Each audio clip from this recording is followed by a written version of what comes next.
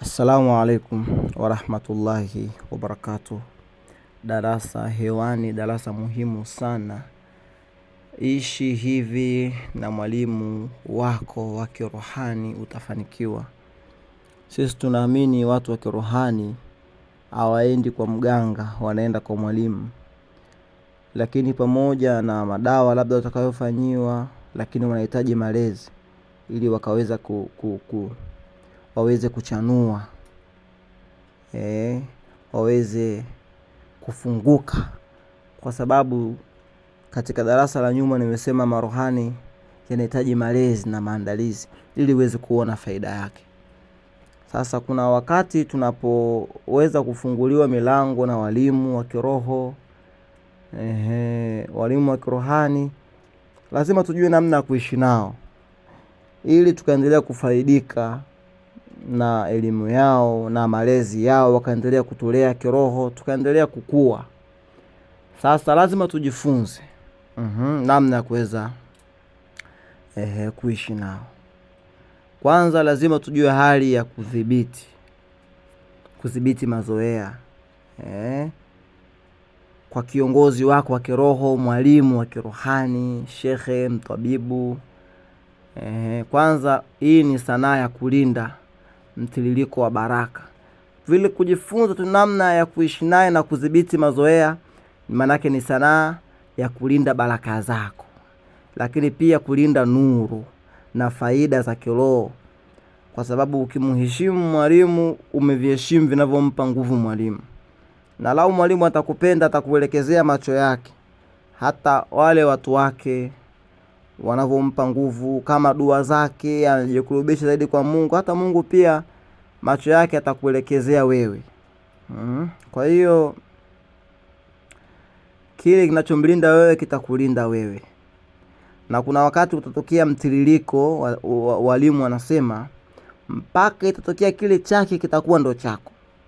Kwa hiyo ni kuhakikisha kuwa ukaribu ule wa wewe na mwalimu, manake ukujalie wepesi, kuhakikisha kuwa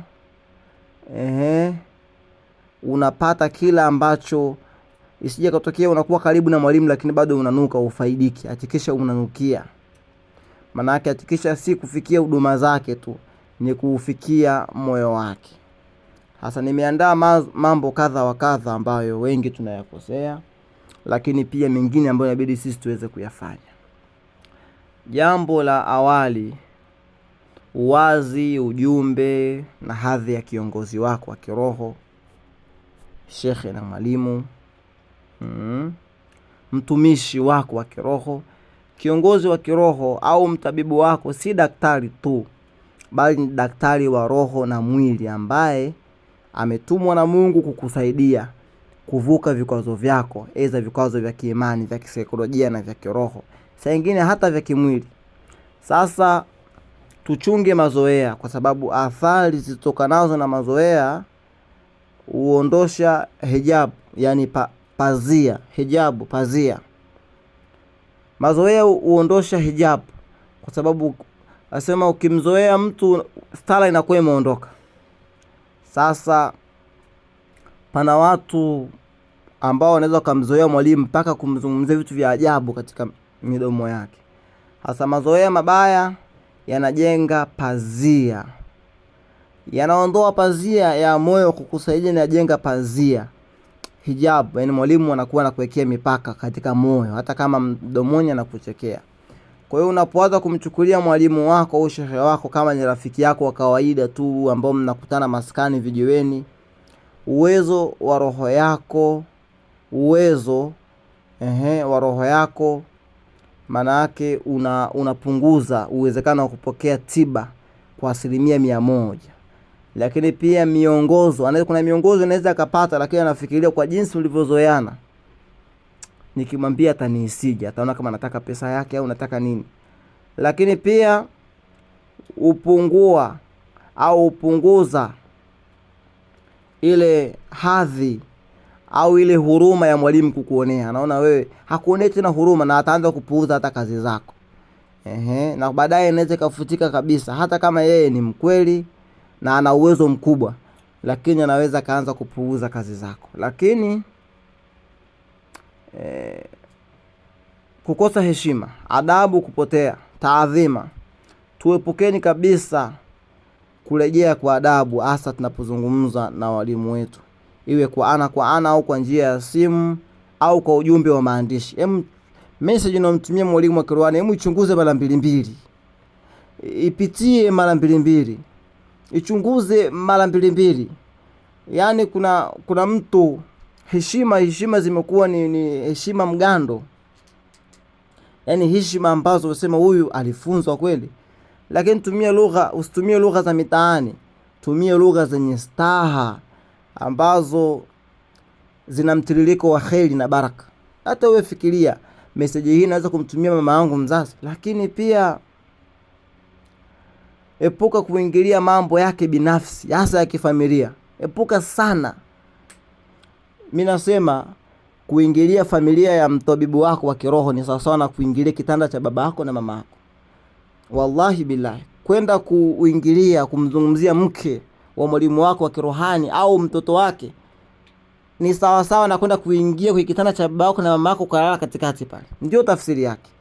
Ogopa sana furaha, au kwa sababu kwenda kumzungumzia mke wa shekhe wako, mlezi wako wa kiroho, ni sawa sawa na kuzungumzia udhaifu wake unauchezea. Ni sawa sawa amekwambia mimi udhaifu wangu unacheka mimi, ukinishika tunayo kwao unamtekenya. Kwa sababu mke mtabibu wako pale kapiga magoti, au mume wa mlezi wako wa kiroho ambaye ni mwanamke masturat. Yani maana yake wewe umepita mipaka. Usiingilie mambo yake binafsi au maisha yake ya nje ya utabibu na ualimu. Yale ni maisha mengine. Kuna maisha ya TikTok, maisha ya Facebook, kuna maisha ya YouTube. Different, very different. Yani vitu ambavyo viko tofauti kabisa. Isipokuwa kama yeye mwenyewe anakushirikisha, tena kwa hekima yake. Na ushtuke ukiona anakushirikisha, jiulize, maelfu ya watu ambao yuko nao mamia, why asiwashirikisha akakushirikisha wewe? Aje kushirikisha jambo la mke wake, hata kama umeliona na unajua, funga mdomo. Lao amekushirikisha, ndio na wewe ujishirikishe.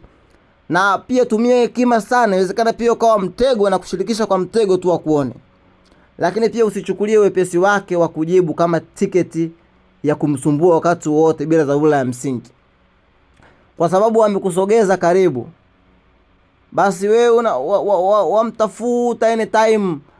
Vipi umeamkaje leo, umekula vipi, umekula nini? Hapo unavyoona mwenzako hapa nimechoka. Hakuna ustaarabu kama huo. Ile akikujibu mara kwa mara akakuheshimu, tumia fursa ile kuuliza maswali ya msingi na kwenda kwenye point, nyoka moja kwa moja. Usitumie ule muda kwanza kueleza leo na kipele kiko hapa kwenye mguu hichi kipele.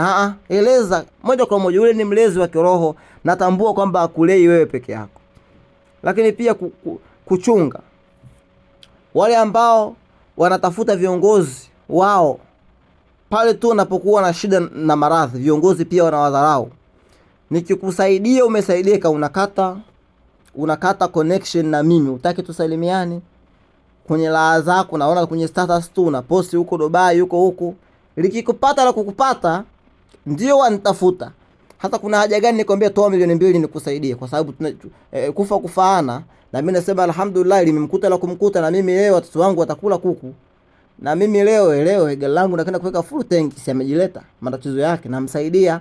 Lakini lao hata kwenye raha zako ustazi, leo bwana nimepata hela nzuri, na wewe chukua 1000 hii. Kesho ukiwa na shida atasema hii shida ya kwetu sote, tupambane mpaka iishe. Lakini wewe ukiwa na raha zako huko na familia yako, ukiwa na shida utaka tubageni na mimi simu mpaka saa 4 za usiku. Hakuna kitu kama hicho. Lazima tujitafakari. Kwa hiyo na kisha kutoweka kabisa wanapata nafuu. Lakini pia hii inawasababishia kukosa baraka endelevu. Na pia tujitahidi kuepuka pia kukataa mawasiliano ya kimuongozo na kubaki kujiongoza wenyewe bila ushauri wa walimu wetu. Mtu kwa sababu anaona ndoto zimefunguka, atake tena mawasiliano, ajiona amekuwa mkubwa, siku yakija kumkuta anaanza kurudi nyuma. Lakini pia tuepukeni sana kuchukulia maelekezo ya kiroho Dondoo za tiba au visomo ambavyo vinakupa, yani ambavyo mtu kama anakupa unaweza kuvishukulia kama ni jambo jepesi. Kafanye hivi. Unajua kuna mtu aambiwa kawashe udi. Udi ule mbona nawashaga kila siku? Sikiliza. Udi mwongozo wa kiroho. Inawezekana uko unawasha kila siku, lakini leo kwa sababu amesema mtabibu mlezi wa kiroho ukawa unafanya kazi fulani. Sikiza, usipende kudakia tu. Ambiwa kaanze kuoga rose water, marash. Mimi hayo ndo nimeoga kabisa usazi, yani nimechoka hata saizi. Ngoja nikupigie video call. Machupa au umeona yote haya machupa? Machupa yote sikiza bwana, mwana wa kwetu, sikiza. Anza kuoga kuanzia leo. Mimi ndo naye kuagiza. Wewe ulikuwa unajogea mwenyewe. Oga kuanzia sasa na utapata faida. Lakini pia tuache kudharau masharti ya tiba na miongozo ya kiroho. Ni chanzo kikubwa cha kufeli kwa matibabu yetu. Lakini tujitahidi pia kuwa na adabu murid kwa wale waanzilishi. Sasa unapozungumza na mwalimu, sikiliza kwa makini na kuwa msikilizaji sana kupita kuwa mzungumzaji, na utekeleze yale ambayo anakueleza kwa ukamilifu bila kuhoji kwa nia ya kubeza. Yaani kuna watu wana nia ya kubeza beza. Yaani kuna maswali yale ya kubeza, unaona. Anataka tu uzungumzie, ana nia ya kujibu. Si kwamba kameelewa, anataka tu ajibu muone kajibu. Lakini tuone yale ambayo yanampaswa mtabibu. Najua watabibu wapo hapa na wanatusikiliza. Ongeleni sana. Kuna muda ambao wewe kama mtabibu nadhani watabibu watakuwa wananielewa vizuri. Kuna muda unachukua nafasi kurekebisha nafasi za watu wako. Sasa mrekebishie watu wako, warekebishie katika dua za siri, waombee afya njema, wepesi katika kazi zao, ulinzi dhidi ya maadui wa kiroho. Pia pale unapojaliwa kuwapa zawadi, wape wakilimu kwa zawadi, mchango wa hali na mali. Wewe mtabibu ukiweza kumchangia mtu kwenye harusi, mchangie. Na wewe mgonjwa au wewe mwanafunzi wa kiroho, waweza kuchangia harusi ya mwalimu wako, mchangie. Waweza kwenda sebuleni kwake kumbadilishia furniture ambayo unajua kuna vitu vingine mfanyie mtu kitu ya kukumbuke. Waweza kwenda kumpelekea chochote, perfume nzuri akawa akinukia. Hivi ni vitu vya kukumbukana ambavyo vitamfanya mtabibu akukumbuke. Kumpa pesa mtabibu na kumnunulia kitu, bora umnunulie kitu. Yaani wewe nikuulize, wamnunulia mwalimu wako wa kiroho kitu fulani akawa akikiona, una uwezo kufanya kidogo, fanya. Hata kumnunulia taa ya ofisini kwake, ukasema napenda uweke taa yangu hii. Kumnunulia taa ya ofisini, kumnunulia gari kama una uwezo. Kila akilipanda na kumbuka jina lako, atashinda kukuelenda kukumbuka kwenye dua kila muda. Lakini tumekuwa ni mabahili wataka vya walimu. Lakini tuunge mkono kazi zake na taasisi. Mwalimu wako mlezi ana taasisi za kitiba, angalia vilivyopelea uvifanye, unga mkono. Muonesha we are together. Watu wapo wanatuunga mkono, alhamdulillah, Mwenyezi Mungu awalipe. Lakini hili linafungua milango ya baraka kwako, lakini pia kusomeka katika rada zake. Wasiliana naye kwa ratiba na utaratibu unaokubalika. Jiulize, hivi bosi wangu unaweza kumpigia simu saa 9 usiku saa ngapi bila nini? Lakini pia unapomtafuta, anza kwa salamu ya staha, taja shida yako kwa ufupi na kwa ufasaha, na subiri majibu yake kwa subira, bila kumpigia simu mfululizo bila sababu za dharura ya kufisha. Yaani utakiri kuna mtu anakufa. Lakini pia heshimu wakati wa faragha. Shekhe, mtabibu, mwalimu, mganga wako, sijui mlezi wako ana maisha yake binafsi na majukumu ya kifamilia. Kuna wakati mkewe yamtaka kumkumbatia, kuna wakati mumewe yamtaka kumnini. Kwa hiyo sasa lazima uheshimu wataka anytime wa nini akuhudumie. Hapana, heshimu nyakati zake za kupumzika na usipenyeze mambo yako nje ya mipaka ya kazi yake ya kiroho na kitabibu. Lakini yeye ni muongozi, si mfanyaji maamuzi ya maisha yako yote. Kiongozi wa kiroho anakuonyesha njia. Mimi siwezi kusema ati muache mkeo, lakini nitakupa tu sababu na njia. Wewe ujue bwana mke wako si mtu. Sasa ila kumwacha utajua wewe, kama utamwacha utamvumilia, si up to wewe. lakini pia anakutibu na kukupatia miongozo na malezi ya kiroho kulingana na elimu yake ya siri na ya dhahiri. Anaweza kawa ameona katika elimu ya siri, huyu nikimfanyia saizi nampoteza, hata nifanye subra. Katika elimu ya dhahiri wewe ukaona haiwezekani. Hata hivyo hakuvui uhuru wako wa kufanya maamuzi sahihi. Yeye ni msaidizi na mwalimu wako wa kukusaidia kufikia amani ya nafsi na mafanikio. Anaweza kukuambia jambo jingine, ukilipima ukiona hili mimi nafanya, fanya baba, fanya mama, hayo ni maamuzi yako. Lakini kuna mfano kuhusu tiba. Mgonjwa anayemzoea mwalimu wake au mwanafunzi anayemzoea mlezi wake, shekhe wake, kwa kiasi cha kuanza kutaniana naye lugha za zihaka, hata anapopewa dawa na visomo au miongozi, ayati, shifa, moyo wake unakuwa hauna yakini, imani. Yaani hamna imani thabiti. Matokeo yake tiba haifanye kazi, si kwa sababu dawa ni mbaya, bali ni kwa sababu ya mazoea yaliyoharibu adabu kati ya mtabibu na mgonjwa. Lakini mwanafunzi anayemcha na kumheshimu mwalimu wake wa kiroho, hata katika mambo madogo na makubwa, anapopata faida, upata faida kwa haraka sana, na anakuwa na uwezo mkubwa wa kufanikiwa katika mambo yake kama biashara, uongozi, ustawi nafsi na vitu vingine kama hivyo. Kwa hiyo tujitahidi kuwa hivyo. Lakini pia kudhibiti hali ya mazoea kwa kiongozi wako wa kiroho, mwalimu, shekhe, mtabibu wako, ndiyo nguzo kuu ya kulinda ustawi wako wa kiroho na kimwili. Tiba yoyote ya kiroho au elimu yoyote ya ndani haifanye kazi kwenye moyo uliopoteza heshima au taadhima. Hii point nairudia. Tiba yoyote ya kiroho au elimu ya ndani haifanye kazi kwenye moyo uliopoteza au kwenye maisha ambayo mtu wake amepoteza heshima na taadhima kwenye chanzo cha hiyo elimu au chanzo cha hiyo tiba.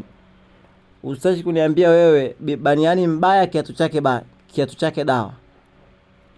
Ili uendelee kupokea baraka, ushauri wenye tija, heshimu nafasi ya mwalimu wako, mpe taadhima anavyostahiki, muombe dua na wasiliana naye kwa adabu ya hali ya juu, kwa sababu kukusaidia, hata kama umetoa pesa, kukusaidia ni yeye atakavyowiwa. Yaani yeye, wewe bidi umbembeleze, unyenyekee. Msachi kusema elimu inatafutwa kwa pesa, hapana. Ni huyo mwalimu atakavyopenda, atakavyofurahi kukusaidia. Imanishi kwa sababu umetoa pesa ndio kukusaidia, kwa sababu hakuna sehemu inauzwa tiba. Haipo. Hamna sehemu hata moja inauzwa tiba. Ni yeye kumbembeleza, kuishi naye vizuri kwa ufasaha na kwa heshima, na kumshawishi kwa vile ambavyo umejaliwa aweze kukusaidia. Kwa haya machache, subhanakallahumma wa bihamdik, ashhadu an la ilaha illa anta, astaghfiruka wa atubu ilayka. Subhana rabbika rabbil izzati amma yasifun, wa salamun ala al-mursalin, walhamdulillahi rabbil alamin. Al-habib Yahya.